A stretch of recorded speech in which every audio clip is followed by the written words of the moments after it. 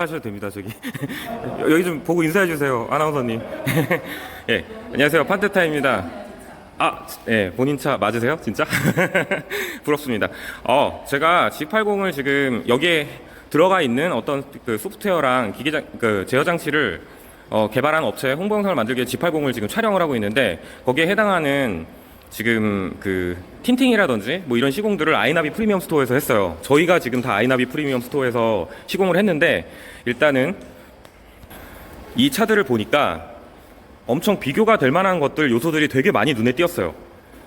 그리고 또 한 가지는 이제 틴팅이 다 아이나비 거를 설치를 하고 또 다른 브랜드께 되어 있는데, 지금 그거에 대한 차이도 좀 알려드리려고 해요. 그러면 간단하게 어떤 비교를 할지 좀 말씀을 드릴게요. 자, 일단 1번 타자.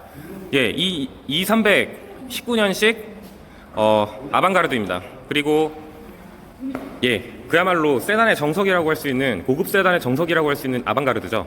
가격대는 6,300, 6,000 전후죠. 그리고 지금 이제 G80입니다. 지금 보시면 알겠지만, 예, 지금 옵션이 한 1,000만 원어치 들어간 G80은 이제 5,400만 원에서 한 6,400 비슷하죠. 가격대가 이제 비슷한데, 일단 이 두 가지를 놓고 잠깐만 얘기를 할게요. 일단 2300의 아방가르드는 과거에, 아방가르드 같은 경우 이 삼각별이 앞에 이렇게 커다랗게 달려서 굉장히 산박하다. 이 익스클루지브에 이 위에 이렇게 달려있는 건 너무 조금 약간 40대 이상의 그 사장님 뭐 이런 분들이 주로 많이 타시는 뭐 그런 차로 봤는데, 일단 지금 아방가르드가 나오고 나서 굉장히 좀 젊어졌죠. 젊고, 예, 디자인도 굉장히 세련돼졌고요. 그래서 아방가르드를 좀, 그래서 뭐 개인적으로 아방가르드를 당연히 좋아했고, 사실 W212 기종보다는 이번에 넘어온 213 기종을 다들 좋아하시죠. 이 S클래스의 기본적인 라인이 그대로, 캐릭터 라인이 그대로 들어오면서 다 고급화가 됐잖아요. 근데 조금 이제 질리기도 해요. 그런 와중에 이거 제네시스를 봤는데 이게 좀 할 말이 좀 있어요. 가격대가 되게 비슷한데 보시면 알겠지만 제네시스가 훨씬 더 육중해요. 일단 이유를 알려드릴게요. 첫 번째로 전장이 7cm가 더 커요. 그러니까 얘는 지금 4995, 얘는 4925. 그러니까 거의 이제 주먹 하나의 차이가 나는 건데, 그게 이제 뭐 그대로 봤을 때 이제 뒷좌석의 레그룸의 차이가 좀 나더라고요. 근데 무엇보다 일단 전장이 길다는 것 자체가 더 고급 세단으로서 대형화된 육중한 느낌이 나죠. 그리고 또 한 가지는 이 전폭이 이거 생각보다 차이가 커요.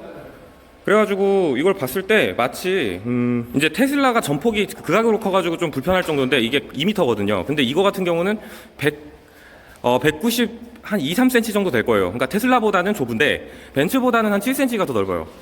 그리고 그러니까 전체적으로 차가 더 커졌는데, 중요한 거는 캐릭터 라인이라든지 전체적인 이 쉐입 자체가 훨씬 더 빵빵해졌다는 거예요.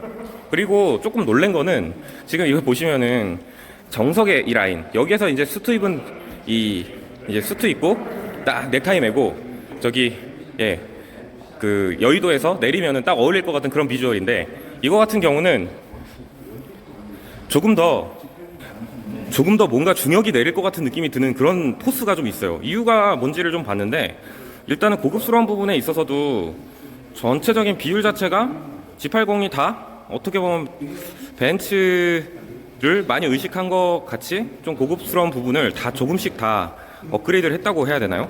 세팅을 뭐 그런 느낌을 좀 받고요. 무엇보다 좀 크게 본 것 중에 하나가, 보시면 뭐 오버행은 그렇다 치는데, 뒤에 이 패스트백 라인 같이 생긴 이게 은근히 좀 스포티함도 강조를 해준다는 거죠. 댄디하면서도 스포티함을 강조하는데, 보통 스포트백 같은 경우에는 어떻게 보면 약간 좀 영하게 보일 수 있는 부분도 좀 있고, 차가 둔탁해 보일 수도 있는 부분이 있는데, 이 제네시스 같은 경우에는 이거를 스포트백을 뒤로 빼면서도 뒤에 보면은 스포일러처럼 공기역학적으로 이걸 이렇게 톡 튀어나오게 해줬어요. 그래가지고 스포티한 느낌이 더 드는 거죠.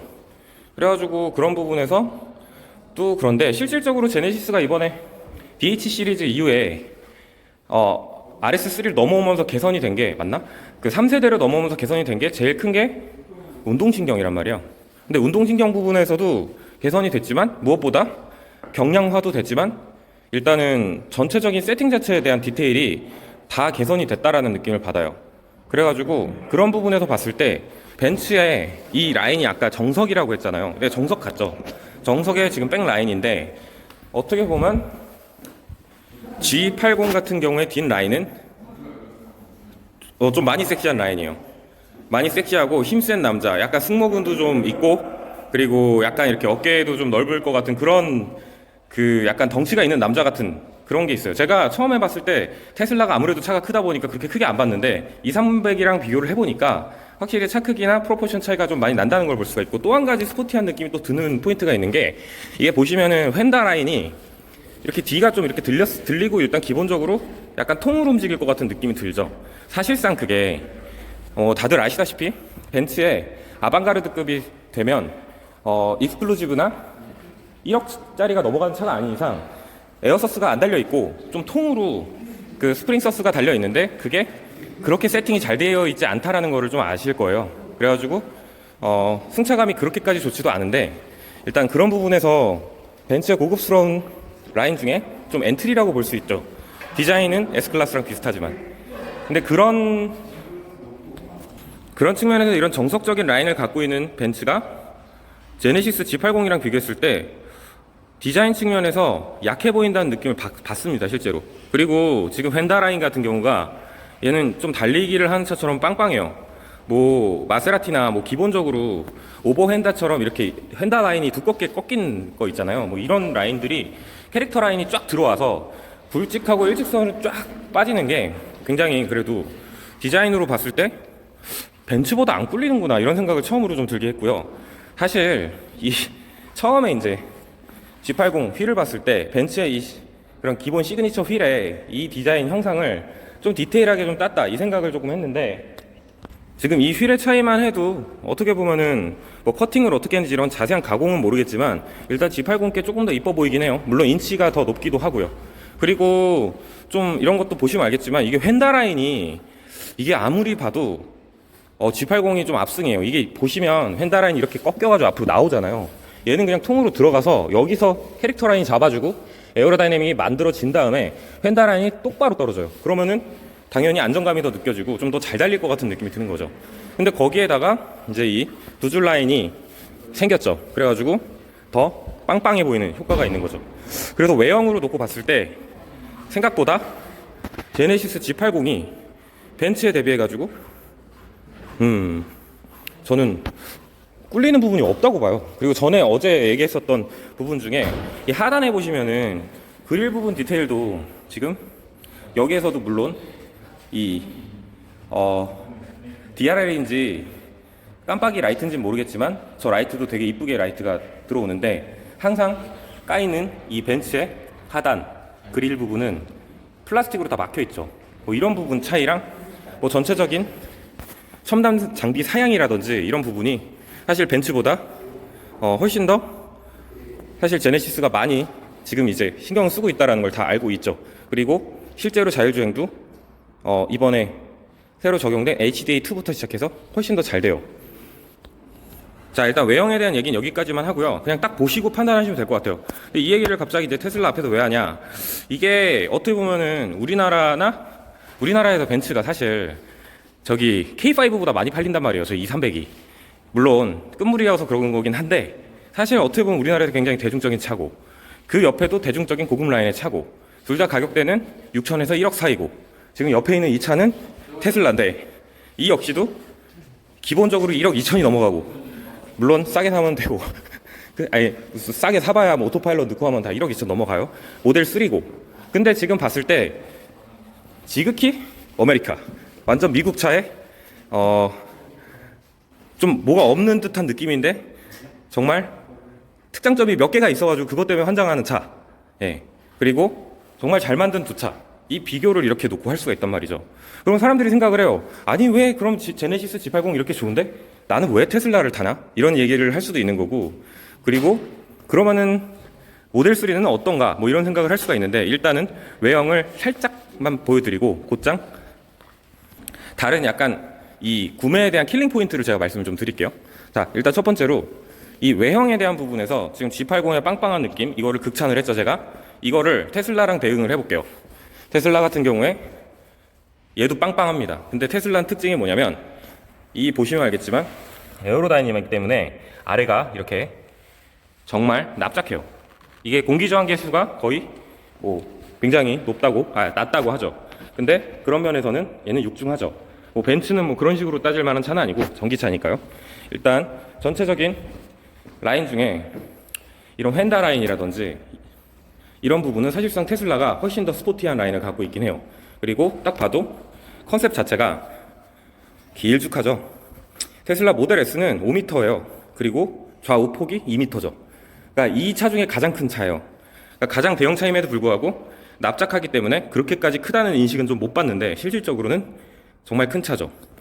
근데 전체적인 프로포션이나 뭐 이런 저런 기능적인 측면이나 이런 걸 봤을 때 얘는 약간 고급 라인보다는 굉장히 비싸고 스마트한 그리고 미래적인 라인이라고 볼 수가 있어요. 근데 하지만 미래적인 라인이라고 하더라도 미래적이라면 단차 없이 잘 만들어야 될 거 아니에요. 근데 그런 부분에서 아무래도 많이 까이는 게 역시 테슬라죠. 하지만 저런 라인 측면이나 이런 부분에서는 마세라티도 그렇고 이 대형 스포츠 세단 그리고 이 스포트백의 전형적인 라인의 휀다 라인을 아주 잘 갖고 있어서 이 테슬라 모델 S의 비율에 대해서는 불만이 없습니다. 이뻐요.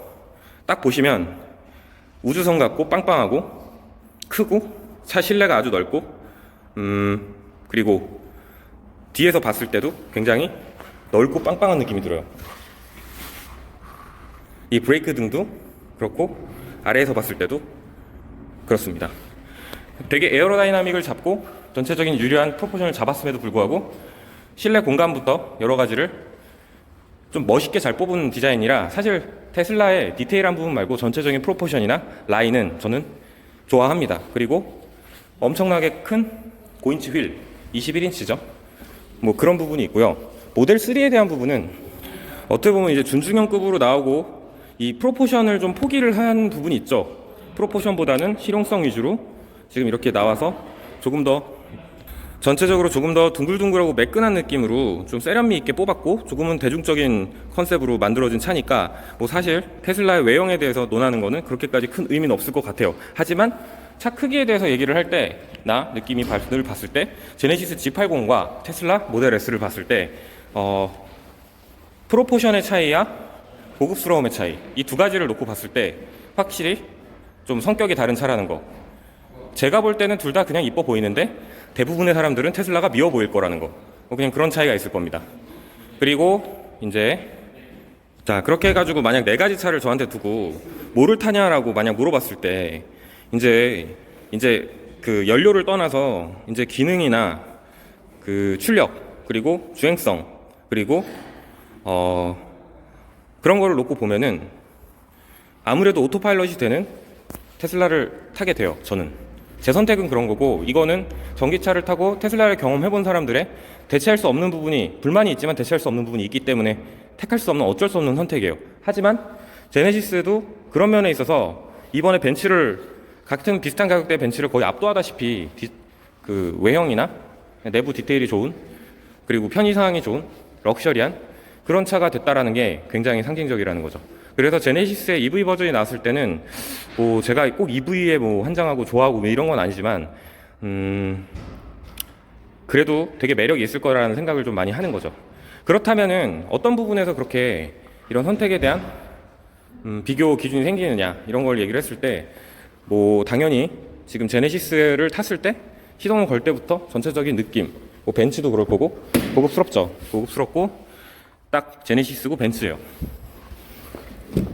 소리부터 시작해서 이런 뭐 하나에 뭐 그렇게 좋은 오디오는 아니지만 부메스틱 이건 옵션이 없는 거네요. 그리고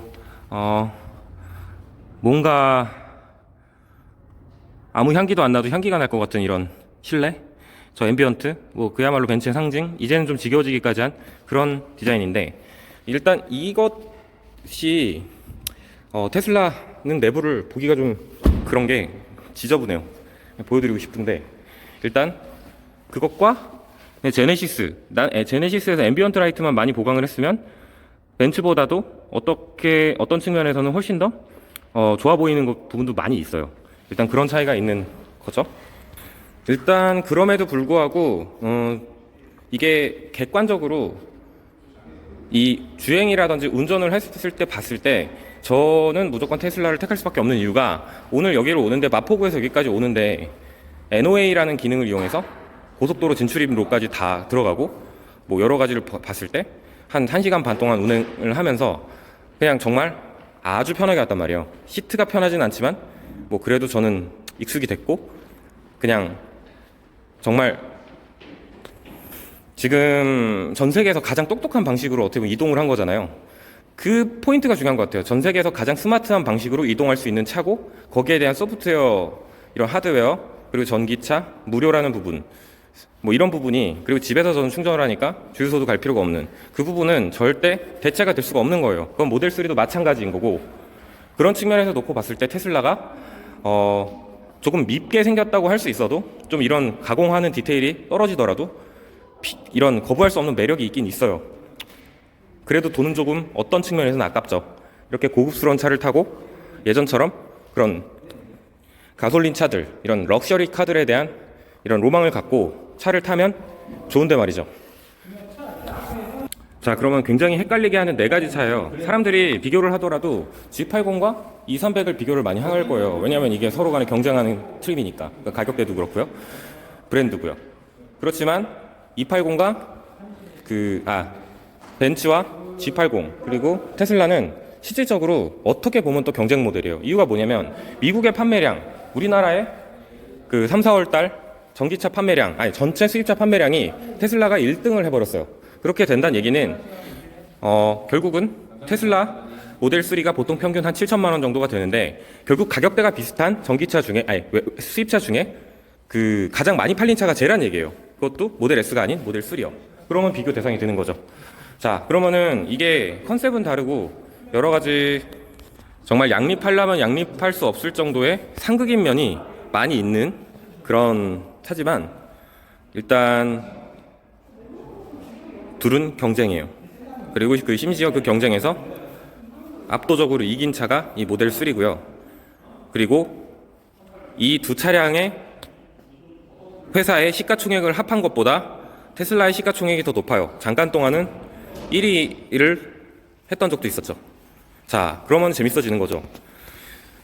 사람들이 모두 다 까는 이 테슬라의 빌드 퀄리티, 하지만 테슬라를 원하는 사람들이 극찬을 하는 벤츠, 그리고 그것을 바짝 추격하는 우리 G80, 그리고 실제로 사람들이 보기에 G80을 보니 내 벤츠가 조금 약하게 느껴진다, 뭐가 더 낫다고 뭐 얘기하긴 그렇지만 뭐 그런 정도, 이 네 차들이 모여서 지금 어떻게 보면 7천만 원대 수입차 혹은 고급차. 지금 밖에 럭스 형이 오셨네요. 럭스 형 안녕하세요. 지나가셨어요? 그 고급차 라인에 정말 상징적인 네 모델입니다. 자, 그럼 전체적인 얘기는 다 한 것 같고요. 일단 지금 여기에 도움을 주신, 그리고 지금 모든 이 차량들의 지금 틴팅이 여기 아이나비 프리미엄 스토어에서 틴팅 필름을 했어요. 그래가지고 이 틴팅 필름의 성격을 지금 좀 다 보려고요. 이거는 TX라고 그 칼트윈의 가장 비싼 라인의 필름이고, 저거는 QS 필름이고, 둘 다 세라믹이고요. 이건 카본 세라믹, 저거는 나노 코팅 뭐 하이브리드 세라믹. 그리고 지금 이게 ER 필름인데, ER 필름이 금속이에요. 테슬라는 아무래도 미래적인 컨셉이 좀 있기 때문에 일부러 제가 금속 필름으로 했고요. 우리 테슬라는 다 지저분합니다. 왜냐면 밖에서 봤으니까요. 그리고 이게 문제예요. 이게 제 그 90D인데 제가 이 필름을 정말 바꾸고 싶은데 제가 안에서도 다 보여드릴 거예요. 일단 그 부분은 제가 조금 이따가 말씀을 드릴게요. 이제 틴팅 필름에 대한 부분이랑 블랙박스에 대한 비교 뭐 이런 거를 잠깐 하도록 하겠습니다. 자, 그러면은 일단 좀 정말 성격이 다른 상극의 차 4대를 외형 위주로 간단하게 비교를 좀 해봤습니다. 그러면 이번에는 일단 잠깐 쉬어가는 차원에서 틴팅 필름이랑 내부의 블랙박스 뭐 이런 거에 대해서 얘기를 좀 해볼게요.